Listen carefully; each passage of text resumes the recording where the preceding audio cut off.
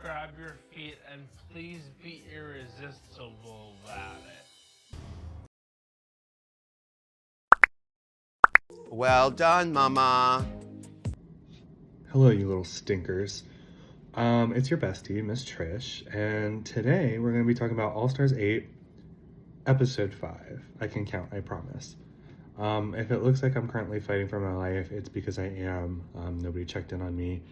There is a toxic smog enveloping my city, and not the one that's usually in my bedroom. This is a different one from Canada. Curse you, Jimbo. Yeah, things are tough for me. That's also why I'm not wearing my wig. The stench of smoke was clinging to my wig. I don't know, like, outside feels less smoggy than in my room for some reason. I think they're pumping it into my room to get it out of the outside. But anyway, it was sticking to my wig, and like, it made me feel like I was gonna pass out, and I didn't want to be passed out in a wig when the buff firemen knocked down my door to carry me out of my building, because they would probably hate crime me. And yeah, I know I usually have respiratory issues anyway during my videos, but they're gonna be way worse because today's awful. So make sure to like and subscribe so I can go get surgery to get my sinuses widened. And yeah, I don't think any oxygen has gotten to my brain since this smog came, so let's see if I can form a single coherent thought. Yeah, let's get into it. So starting with like the recap at the beginning of the episode, I am already on high alert, screaming and crying, worried for my bestie Heidi in the closet. The entire recap, like, intro was all dedicated to like every moment where she was like, yeah, I'm not really having fun, like, I'm uncomfortable here, I feel alone, like, I'm losing my joy. They showed like 5 instances of that, and I was like, okay, well, I guess Heidi's going home, or she's gonna fight someone. I don't know what's happening, but death flags from her. And the Darian goodbye cracked me up. They do not care about Darian. They went over to the mirror and they were just like, "Aw, she passed away. Aw, aw." Anyway, it was just, I don't know. They're not even good at pretending like they care about Darian. And we see that again later. But also, Lala Ree's booty looks like a little better in the workroom. We went from like serving necrosis on the runway because of her nude illusion not matching. Like necrosis under the runway lights, and then just like in the workroom, it's like a light rot. It's not quite at the level of necrosis, it's just a very light rot. So good for you, Lala Ree. We are raising the bar every day. And I always love how, like, you can tell the producers will be like, okay, girls, like, we want to make sure, like, during your conversation, you mention, like, the fact that, like, Jimbo has a lot of wins or something. And, like, the conversation will be totally different. And then someone's like, speaking of pinning the tail on Heidi, how about it that Jimbo has pinned 2 wins to the tail of this competition? And I'm like, I could die. I could die right now and I would feel some amount of relief. But it just made me laugh. Lala really is, she keeps it moving. She serves confessionals. I would love to have her in the workroom, and then I would inevitably kick her out because her outfits are wretched. Just kidding. I'd be gone the first episode. But it's fun to play pretend. And LOLing that Darian got the first unanimous vote. I'm sure this has happened before, but in the season, and the girls count so slowly. Like, who are you? Count Chocula or whatever that vampire that's good at math is named. Like, they're always like, 1 for Darian. 1. 2. 2 for Darian. 2. I'm like, we gotta keep it moving. We gotta keep it moving. I don't have time for this. If I had that little box, I would dump it on the table, be like, 1, 2, 3, 4, 5, get out of here. Let's move on. And it made me laugh how Alexis, like, her final confessional was like, oh, I would never want to be the front runner because everyone's gunning for you. No, no, no, I'm playing the game, mama. I'm right where I want to be. Alexis makes no mistakes. You know, in a heartbeat, she would sell her kidney or anything she needed to just to be in this top. So once again, Alexis Michelle is serving acting, and I love it. I love this queen. The drama she serves in the workroom and just like her overreacting, I can eat it up. I can eat it up all day, every day. Okay, so it's the next day, and the girlies are coming in before the challenge, and Jimbo's playing the game. Well, not the game, a game, and she knows Alexis has a crush on Lala Ree, and she's like putting the moves on Lala on this episode, like very flirty vibes, just to make Alexis mad, I think. And I was dying when like Jimbo's trying to feed Lala like this apple, and Lala's tongue just like comes out and envelops it. I'm also a large tongue girly, so I was just kind of feeling really connected to Lala in this moment. And I would show you my tongue, but I've had to redo this take 4 times because every time I show my tongue, it makes a really disgusting sound. And I was really embarrassed and sad. I'll blame that on the toxic smog. Maybe my tongue is inflamed. I should call my doctor, but I won't. Also, I continue my Alexis standing. I love that she is just so unabashedly and unbotheredly a skank. I gobble it up. She makes the creepiest face when she's like staring down Lala, but I love it because I'm not the one receiving it. And what did she mean when like people were calling her out? They're like, "You're really horntity," and she was like, "Sorry, mother." What did that mean? I feel like it's really obvious, but I just sat there thinking, like, does she have sex with her mom? Like, what's going on? What's going on? Why is your mother involved? I don't know. Someone tell me, because I'm still thinking about it. Another thing I noticed, workroom fashion is out of control. I would simply be in like a white t-shirt and cargo pants. And people are wearing like some people are wearing things where I'm like, that's better than some of your runways. So like, what are you gonna do about that? What's going on? That's unacceptable.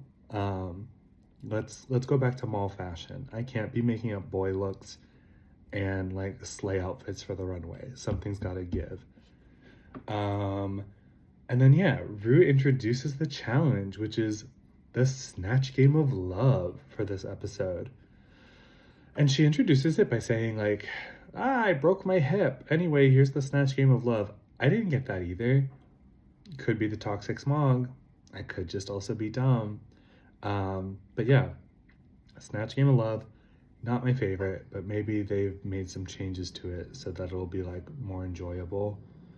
And yeah, as the girls are like going around explaining their characters, I was immediately thinking like, Lala Ree, you're in danger. Because she was like, yeah, I'm Sukiana. I was like, RuPaul has no idea who that is. RuPaul has no idea who that is. So good luck with that. I also didn't know who it was. So like, let me get off my little soapbox. But with Rue, you just got to hit the hits and hit the hits from like 40 years ago because that's what Rue will know. Who else? Okay, so I'm also getting danger vibes from Miss Jessica. She's talking about like, yeah, I didn't win my Snatch game, but I really killed it. I did an awesome job. And then it cuts back to like season 2 and it's like, bestie, I don't think you did an awesome job. I think you just survived because it was the first one and no one knew what to do. And this time she's playing Iris Chacon. I'm semi-familiar with the character, and I think Rue is too. But that's just one of those things where I think she's at a bit of a disadvantage just because like, even if Rue's familiar with the character, I wonder how well those like jokes translate from like Spanish to English, or like if Rue's gonna pick up on some of the things Jessica's saying. So like, I think it's a good character because like that character is really, I don't know, there's a lot of personality, but it's just probably tough to convey to Rue, and there is like that language barrier problem, I think. Just in the way humor translates. I'm not saying like Jessica doesn't speak well or something. I'm just saying specifically like sometimes humor doesn't translate between languages very well. So I'm hoping she like plays more into the personality, stuff like that. And what else? Oh, I love the moment where like Alexis and Jimbo are together in the back, and Alexis is like, "We're both Snatch Game winners," and like Jimbo goes into hug, and Alexis is just like, "Don't touch me, clown. Get away from me." And then like Jimbo just like lightly rests his hands on her shoulders. And I don't know, as someone who like hates being hugged, that was really impactful for me to see how awkward I look to everybody else. And I'm excited for both of them. I loved Jimbo's Joan Rivers before, and Jimbo's doing Shirley Temple now. And Miss Alexis Michelle loved her Liza, and she's doing B. Arthur, which I'm also very excited for. So like I think both these people will serve, and hopefully we won't get another like season 14 Snatch Game-esque performance. And when Jimbo was helping Lala cleaning her titties, I was like, oh my god, you have to clean those? I was just letting mine get like seasoned like a grill. I'm just kidding. No, I'm not.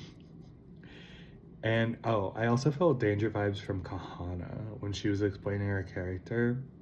Like, I literally think she had that one joke, like the look how orange you look. And then she like gave it to Rue in the explanation, and there's nowhere to go from there. Like, Coco's iconic, but Coco's not iconic necessarily for her humor. She has a few moments here or there, but like, you can only do the moment once, or like, what if it doesn't fit into the prompt? What are you gonna do? You're just gonna try and work the word orange into whatever you get asked. I just think it's like a funny concept, but like not actually that good in practice. Also, I didn't know you could do other drag queens as a character. I feel like I remember that being a rule that you couldn't, but maybe I made that up and I have no way to prove that. The jump scare of the episode was when Heidi was like, yeah, I'm gonna play Blackbeard, and then they put like a hyper realistic photo of like what Blackbeard would have looked like, and it was just this like disheveled old man, and I was like, okay, I didn't need to see that. Thank you. And Heidi is 100% getting the Lucy LaDuca psychotic break with reality. We're gonna push you until you want to die edit, because everyone else gets like fun questions, gets to bond with Mama Rue, and then Heidi comes over and Rue's like, so you haven't won a challenge, my daughter. Does that upset you? Are you angry? And Heidi's like, nah, I'm okay. Like, yeah, I'm disappointed. And I feel like in this moment, Heidi is realizing like, oh, this is my edit, huh? This is the one I get. It was dark, and I think that probably contributed to what we see later from her. I don't know, but it feels bad that they definitely always pick like one girl to torture, and it's my beautiful Heidi in closet. It was okay when it was other people, but I love Heidi, so now I'm sad.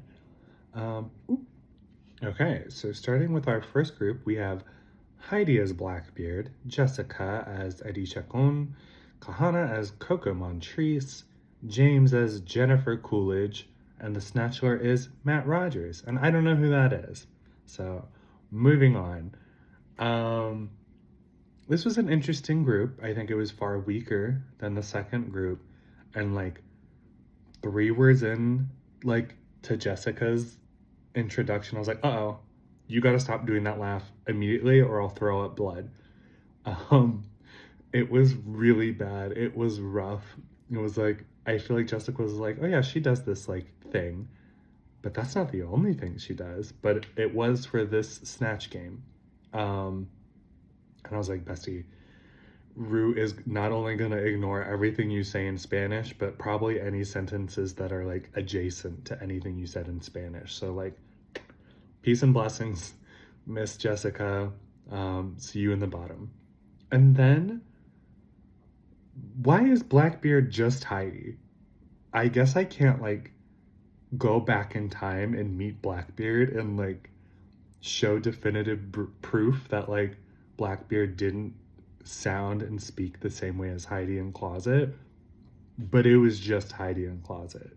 And I would kill to be like, what was Matt Rogers thinking when Heidi was like, oh shit, my peg? Like, Because you know Matt Rogers can't see the other side. Like, what did he think was happening over there? I wonder if he ever figured it out. I don't think he saw the peg leg. But yeah, I thought that was interesting. Heidi was like funny, but I was like, you're not doing a character. You're just Heidi. And like, I'm being so serious right now. I went into like full body sweats when, let me get the exact quote. I don't want to be imprecise with my language. When Matt Rogers said, describe your feet and please be irresistible about it, I was like, maybe gay rights were a mistake. Maybe this is wrong. I don't know. I brought it up in therapy, and I didn't even do like a transition. I was like, I'm having this like intrusive thought about feet. Like, can you help me? And I didn't get a lot of help. That's probably on me. That's probably my fault. And yeah, this group was like overall kind of bad, and Kahana was flopping, obvi, because that was a horrible idea, and Kahana's not funny. Thank God. Like, let's go back to Body Queens not being funny, right? I'm so sick of people who can like do it all. So that was actually a relief for me. But like, Heidi is being sassy toward Kahana. Like, when Kahana gives a bad answer, Heidi would be like, ooh, that sucked, or like, find the joke, here's a map, something something. That isn't Blackbeard, right? Oh wait, what did Heidi say? She's like, get a refund on that joke. The way I was like, did the word refund exist when Blackbeard was like active as a pirate? No, it didn't. That's like I'm so serious about Blackbeard lore. Let me see, I wrote the date down. Yeah, he died in like 1712, and the word refund was first recorded as being used in 1782. What is the truth, Heidi? Are you Blackbeard? Clearly not. And another example. What did Heidi say? Heidi said, like, it looks like James or something. Like, it looks like you kissed a baboon's butt. And I was like, does Blackbeard know what a baboon is? I thought he was kind of active more in like South America, maybe a little bit of North America, like West Indies kind of deal. I was like, did he go to Africa? Does he know what a baboon is? That one's less airtight. I just assume, like, since I have to look everything up on my phone, that like before phones existed, people just didn't know things. Like, they probably knew what baboons were, but maybe not. I have no concept of like past 1950. I'm like, what was going on before that? That's crazy.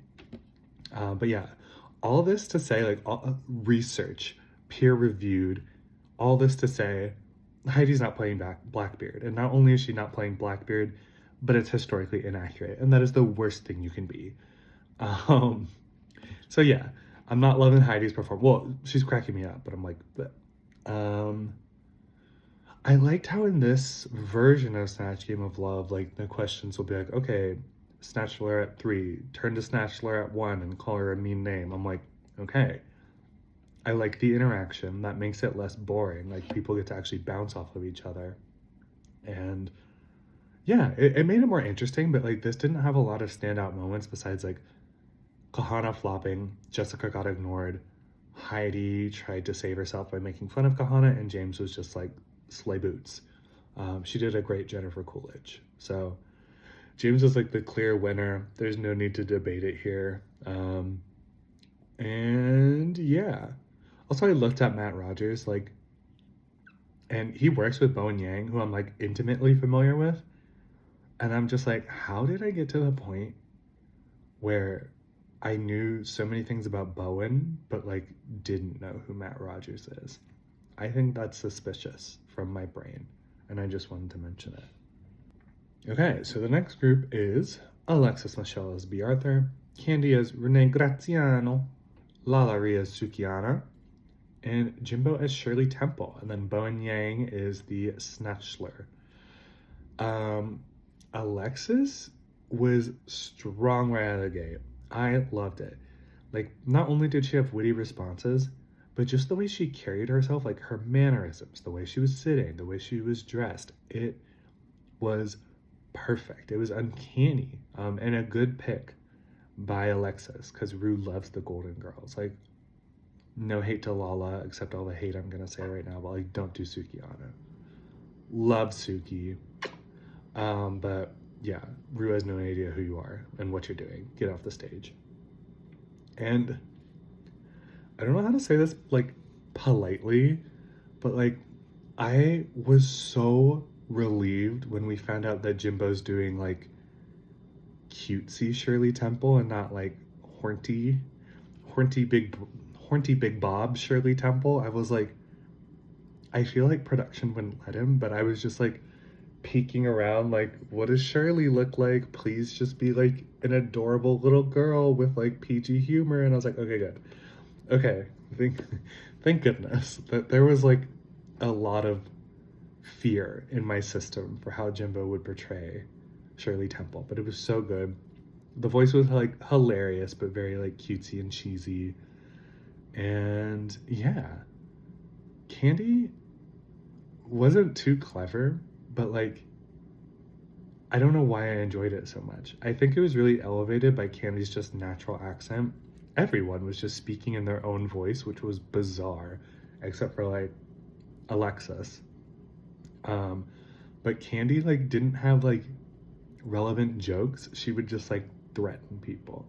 And I guess I find like unhinged threats of violence to be funny because I was laughing. I was eating it up.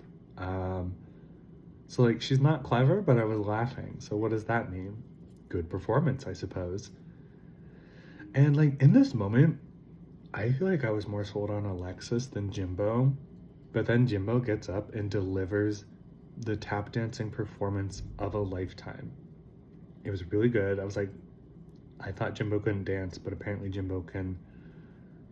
Well, I won't even say she can tap dance well. Like, it was just kind of so shocking that you're just like, yeah, okay, eat it up, girl. And that kind of put her over the edge for me because it was just so chaotic. But I would say like, you could give the win to Alexis or Jimbo and I would see either. Lala Ree was also there. She wasn't bad. I mean, she was probably better than everyone in the other group except for James, but she just didn't have any moments that like stood out to me. And of course, from that group we see Jimbo win, and the imagery of like once the game is finished and like Matt's walking out with Jennifer Coolidge like arm in arm, like they're married, and then Bowen's just like dating child Shirley Temple. I'm like, something's wrong there. Something's sick. Something's twisted. That's a baby. Is Shirley Temple alive? Is that embarrassing to ask? I'm gonna Google it right now. I'm gonna say no. Oh, she passed away. Okay. Well, at least I was right. I love being right. So following the challenge, we see the girlies go back to the workroom. Candy does like a little tap dancing routine in the Shirley Temple wig. And I'm being so for real right now, but like, that's my favorite wig I've seen on Candy. Why does she look so good in that? She should explore that. I feel like there's something there for her.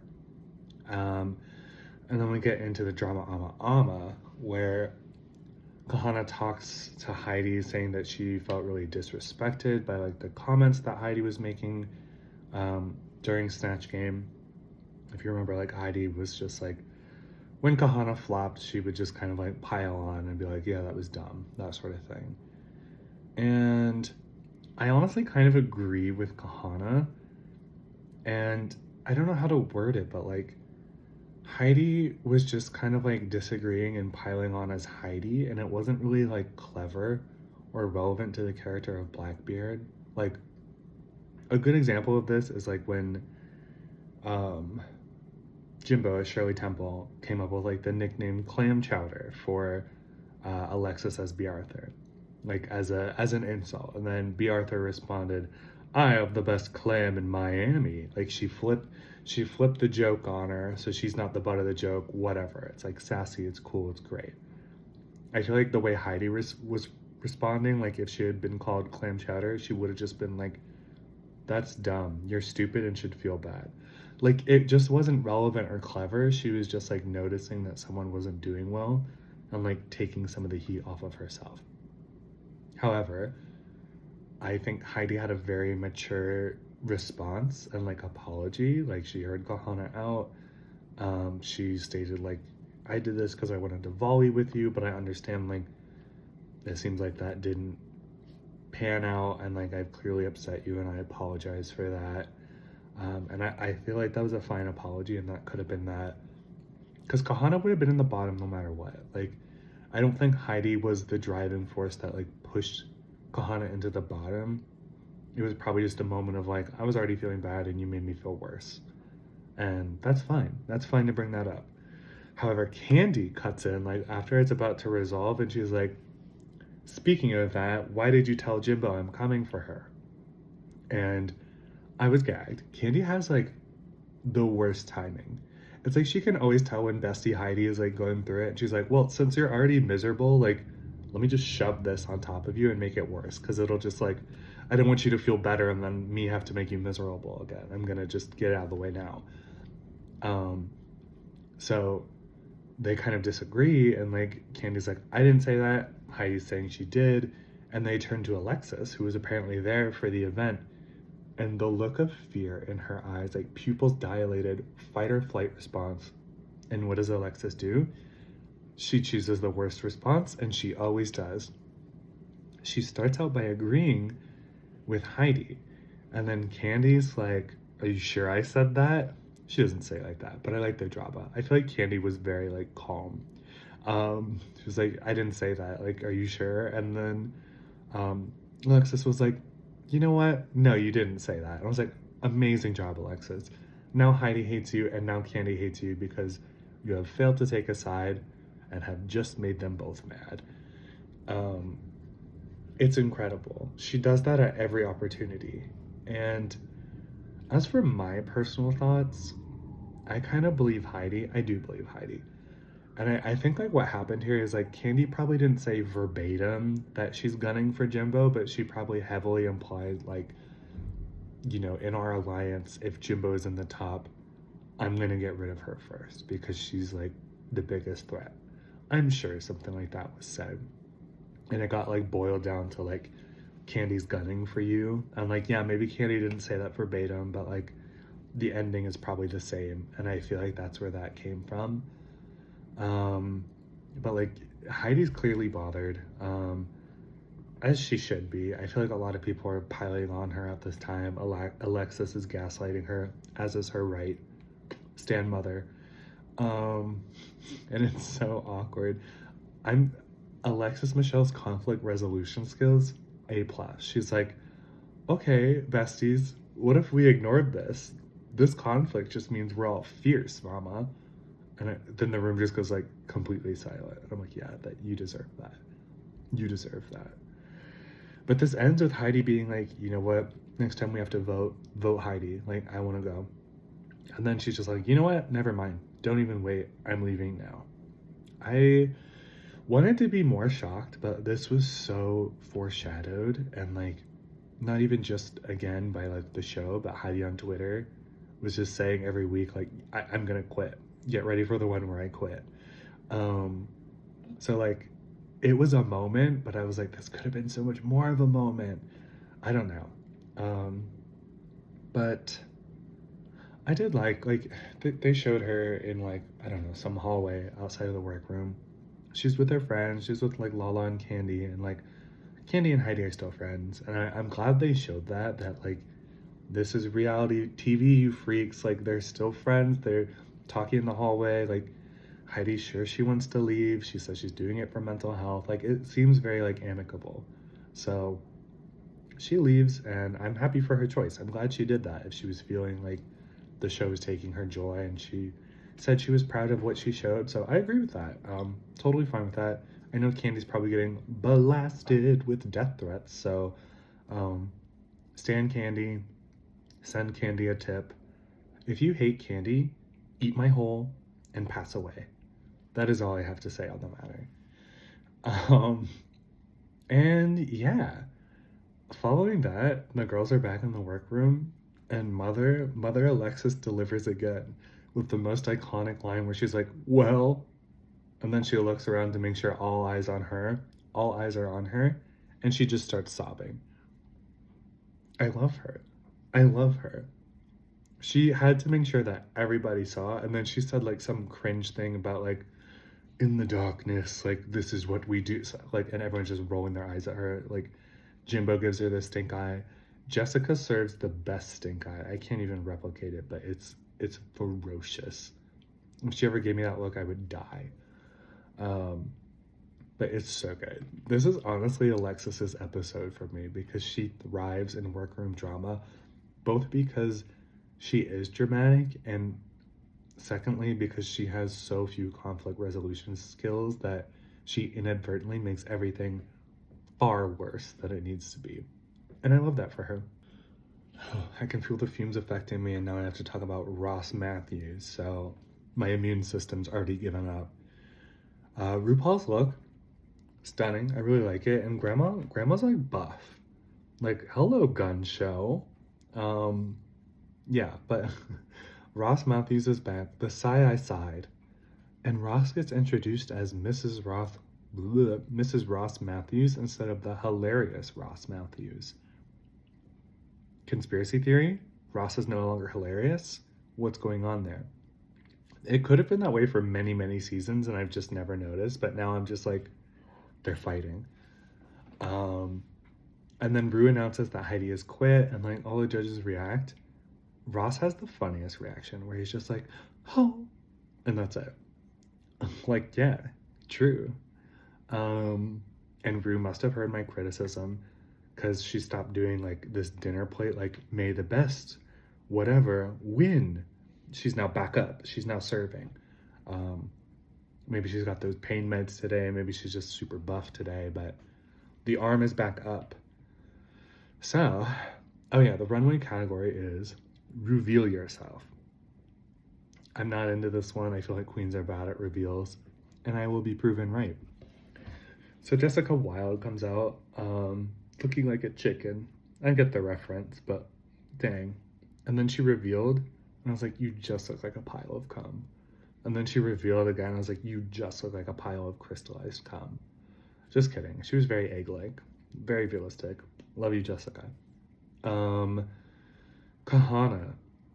When she came out, she was already basically naked, so I was like interested in seeing how she would continue to do reveals. And it turns out it was by getting more naked. And that's so true. If I looked like Kahana, I would just always be naked. I'm so sick of beautiful people. I'm so sick of them. Yeah. Anyway, sorry about that. I'll write that down for therapy later. James is next. The puppet haunts me. I have a fear of like people in mascot costumes, and I used to attack them on sight. So maybe I shouldn't call it a fear and more of like a blind rage response. Like I'd be walking in the Toys R Us, 5 years old, and they'd tell me that little giraffe was lurking around, and I would go feral and run through the aisles looking for him to like punch him, because I was like, he's dangerous. There's something dangerous about a man in a giraffe costume. I don't know. And I haven't worked on that, and I haven't resolved that. I just haven't seen mascots in like quite a few years, so it just didn't feel worth the effort to kind of work through why I felt that. Anyway, back to James Mansfield.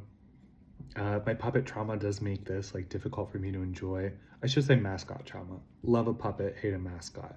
And we're kind of in like a weird gray zone here. It's an interesting look, but like I'm tired of the silhouette, and I don't get how the reveal was like related. Like the puppet didn't reveal into like a puppeteer or something. It was just like, I'm wearing a puppet, and also here's my other outfit. It was just kind of strange. Candy Muse, I think, had like a coherent storyline in her reveals, which I liked. It was kind of like the bored housewife to stripper pipeline, you know the one. And she had different silhouettes than normal, and I love blonde Candy. That's all I gotta say. The girl does love red. But I liked the middle look. I know some people didn't. I think her last look was the weakest. Like, it was weird, like, flat bobs. looked cut out a little sloppily. Wasn't my fave. But I liked seeing her in the first housewife look. I think that was fun for Candy. Lala Ree. My beautiful baby Lala Ree. What is going on? She was wearing like, I don't even know, like a pillowcase, like a scrap of fabric. It wasn't even like attached to the outfit. She was just like, let me do a recreation. She was just like, and what? Yeah, I don't know. And what? That was so weird. You just had a scrap of fabric and then dropped it. But the audacity was iconic. And the bodysuit was beautiful. So, go off. And then Jimbo. The scream that I scrumped. This is body horror. This is shocking. This is a jump scare. Nobody's doing it like Jimbo. And then the ASMR as she's just like full bobbed, caked up Eve, like apple on the cooch, shooting out worms, and she's like, I'm the original woman from the Garden of Eve. Like, what's happening? My body is like, it doesn't know what to do. It's like fear response, adrenaline, like we're pumping the chemicals, something's happening, it's dark. Jimbo will never see heaven because of this costume, and she made that choice, and she's okay with that. And finally, Alexis. I thought the reveal was really good. I've heard that the musical gays are like pressed about something, because this, I don't even know what this is a reference to, but I heard the musical gays are mad. But I don't care, because they don't deserve rights. So I thought this was good. It was a pretty shiny gown. So yeah, I enjoyed it. Yay. Whew. I just sucked down the halls for my sore thrussy, but I'm ready, back in action, better than ever. Also, I noticed this, the little matching. I kind of ate, right? I don't know, something to think about. Anyway, we move on to the critiques. I'm not gonna drink on camera, you sickos. We move to the critiques, and Candy and Lala Ree are safe right away. So goodbye, my queens. Jessica Wilde was first, and Rue was actually familiar with the character, so I should give Rue more credit. But Jessica got mostly negative critiques where they were just like, yeah, you didn't take the character anywhere. You kind of just did one thing over and over. And that's kind of what she did in Snatch Game, like the first one. She doesn't really like interpret a character. She's just like, oh yeah, this character like says this thing and does this thing. I'm just gonna say that too. Which works for some people, but like I feel like to win, you really do need to have like your own unique spin on the character and like an understanding of them, which Jessica did not have. And then she was like, yeah, I don't know what I was doing. So like I will always stand Jessica for that. I don't know, like the self-awareness. She's there to have fun. She doesn't take things too seriously. Like, I love it. So she's probably in the bottom, but she's doing it with grace. Next is Kahana. And I disagree with Michelle, because Michelle's like, this is a really strong concept. No, it wasn't. How about that? Like, it's a funny reference, but like a reference does not make a good Snatch Game character. You need to be able to go somewhere. Where do you go from look how orange you look? And like, it also requires Rue to be like intimately familiar with Coco Montree's lore, like the filters joke, stuff like that. Like, Rue knows what's on the show, barely, and that's it. Like, Rue isn't hitting up Coco Montree's Instagram lives like, love you, bestie. Like, no. So like, you only have a few hits from the show. You didn't even hit all of them. It's not a good concept. So she's also in the bottom, or like, she's going to be. And James gets positive critiques, which I all agree with. She definitely saved her group. That would have been unbearable if she was not there. But they do give her the critique that she's like a bit samey, which is what I said. So I guess I'm just like really smart. And Alexis, she's getting the praise she deserves, but like it's very like, what's the word? It's almost like begrudging.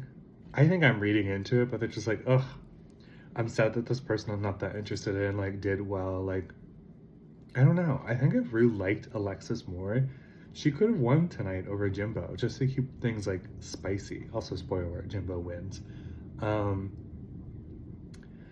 Yeah, I don't know. I can't decide. I got back and forth on who I liked more. I honestly think it was Alexis overall. Because like in watching it back, I was like, Jimbo's tap dancing. Why did I say it like that? Where am I from? Jimbo's tap dancing wasn't that good. It was just like shocking, which it's fun. But I don't know. Alexis deserved her props. I feel like I've been rambling, but yeah, Rue doesn't care about Alexis, so like she's not gonna win, but she did a great job. So next is Jimbo. They're obviously going gaga over her. She gets super positive critiques, and she just does feel like a cut above everybody else in the competition. It's serving very Bob the Drag Queen core. I don't know, which is kind of boring. Like, I don't know. Like, if she wins, people are going to discredit it by being like, well, you didn't face like strong competitors. But like, Jimbo is a really strong competitor and does deserve to win. Like, she's winning because she did the best. She's not being favored, but it's just like no one's really fighting for it as hard as she is. Or like, I should say, showing what she is. Everyone's fighting for it. So it makes it just like a little meh.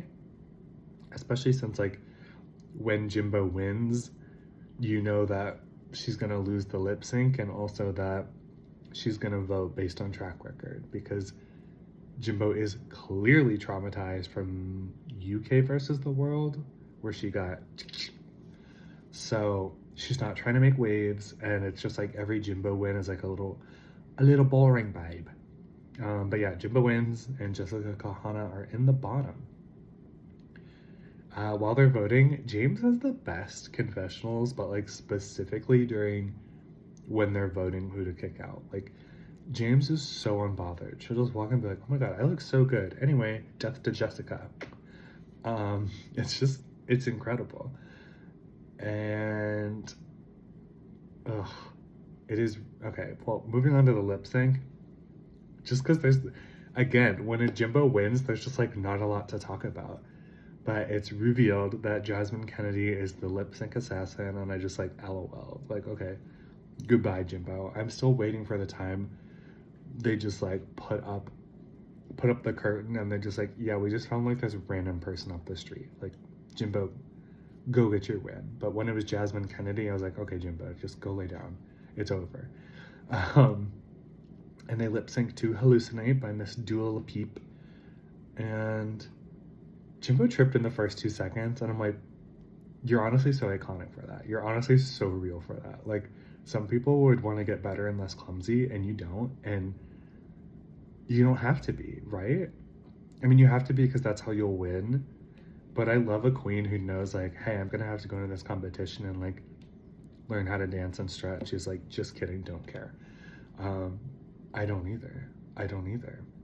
Her breastplate, Jimbo, was crunchy. You could see like right where it like sat on her neck. And I'm allowed to be bothered and not okay with this, because all I do when I'm wearing my breastplate is look at myself in my phone and think, wow, you look really crunchy and ugly, because we can see exactly where your breastplate sits on your neck. I was just surprised that Jimbo, Queen of the Bobs, made such a novice mistake, but that was definitely a thing. And I'm glad that Bowen and friend, whose name I forget, noticed that Jasmine was doing like the iconic Dua Lipa moves. Because I think Rue was just looking at Jasmine like, what are you doing? You're gross. But like the true allies got it. The girls who know. I think Jimbo had like probably less than 5 seconds of screen time, and that probably made everything better, made the experience better. I feel bad for Jasmine because, like, I don't know, is it fun to just like beat up on Jimbo? Like, I would want a fight. No, I wouldn't. I just lied. I would love to win and not have to work for it. That would be great. Yeah, like, Jimbo loses, Jasmine wins, and then Rue's like, since Heidi's gone, nobody's going home. I'm like, okay, well, Kahana should go home. But if Jessica was going home, then nobody should go home. But if Kahana was going home, then Kahana should go home. Is that okay? Can we do that? No? Okay, well, that's the end of the episode. Thank you so much. The toxic fumes are getting to me. Have a blessed night. If I don't make it, I don't make it.